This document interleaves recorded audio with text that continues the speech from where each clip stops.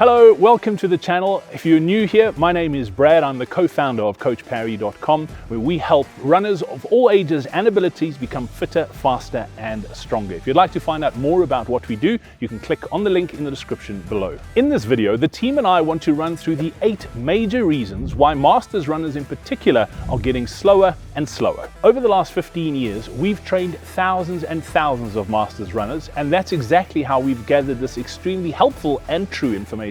We're making this video so that you don't make the same mistake. So whether you're brand new to running or you've been running your whole life, what we're going to talk about today is applicable to both those groups of runners. And I guess there's no point in telling you why you're running slow if we don't actually provide the solutions. And that's exactly what the team is going to do.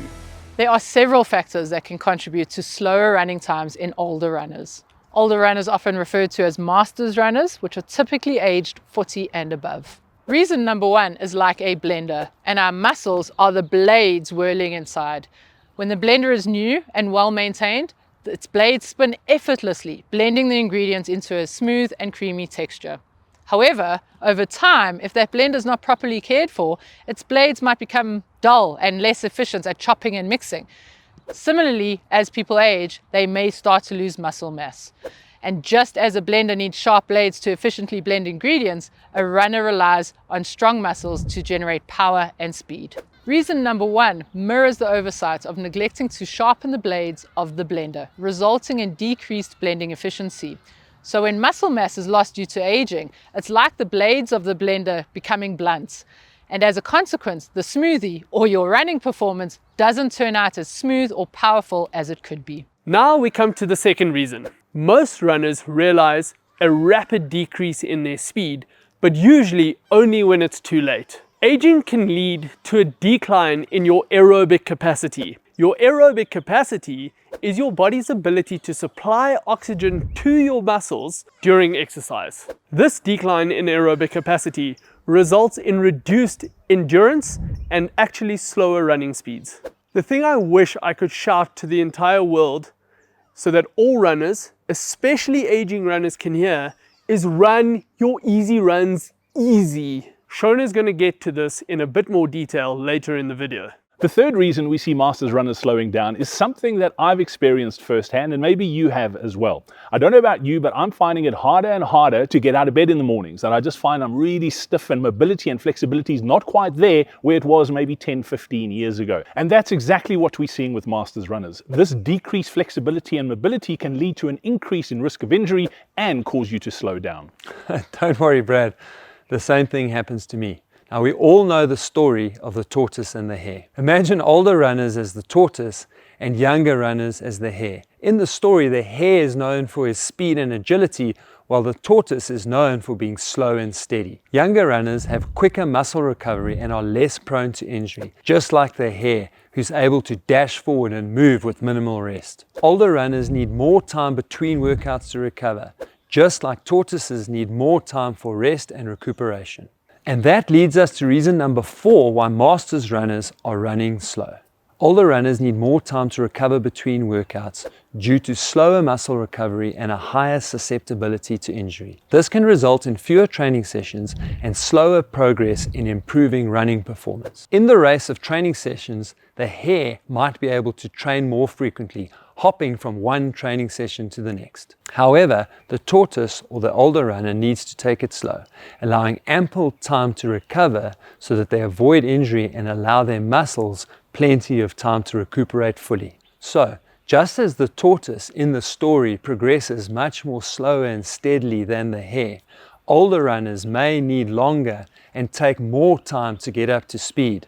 But well, we know how the story ends. Reason number 5 has to do with the hormonal changes associated with aging, such as declining levels of testosterone and growth hormone, both of which can affect muscle mass, metabolism, and overall energy levels, which in turn will impact your running performance for both males and females. This next reason is one that loads of older runners find they just can't control. You may experience an increase in body fat percentage and a reduction in lean muscle mass.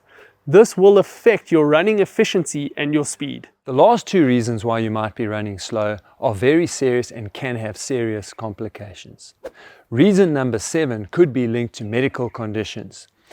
older runners could be suffering from things like arthritis, cardiovascular disease, or osteoporosis can impact a person's ability to run fast. It's really important to know that these conditions may require modifications to how you're training and might require medications which will affect your performance. And finally, the eighth reason is that older runners often experience changes in motivation, confidence, and mental toughness, which leads to a decline in performance. Additionally, a fear of injury and changes in performance compared to your younger selves leads you to run slower. Now that we understand the reasons why you're running slower and not smashing PBs, this is what you can do about it. It's simple, really. All of these reasons that we've mentioned as to why you are running slow can be addressed by doing these 6 simple things. Number 1, easy running. It is really important to slow your easy and your long runs down so that you get enough recovery so that you can do your hard and intense runs much harder and faster. Number 2, warming up and cooling down before and after sessions. I know runners are notoriously bad with not doing this. Before your session, a gentle warm-up, even if it's a brisk walk to start to get the blood flowing and the heart rate up, and then some dynamic stretches to get the body moving, and perhaps some mobility drills as well. Afterwards, you want to cool down. So again, we want to bring the heart rate down. So a nice gentle walk to slow yourself down, bring the heart rate down, or some static stretching if you wish, or some foam rolling. Number 3, this is vital. Rest and recovery. Adding in extra rest and recovery within your week is going to make a massive, massive difference to you.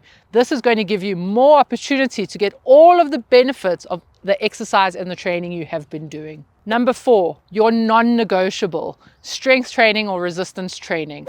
We ideally want to see this around 3 times a week, but we are realists here. And so if you can't manage 3 in a week, 2 is better than 1 and 1 is better than none. Consistency is key. Which leads me perfectly into number 5, consistency. If you can manage to build every training session on top of each other, days on days, weeks on weeks, months on months, you are going to be successful. Number 6, nutrition and hydration. It is vital that you're getting an enough energy source to sustain your body for your daily needs as well as for your exercise outputs. And so it's vital that you get a balanced diet as well as that you fuel your training sessions. So those are the 6 solutions for all the reasons why you're not running fast. If you found this video helpful, you'll find the video on screen right now just as helpful too.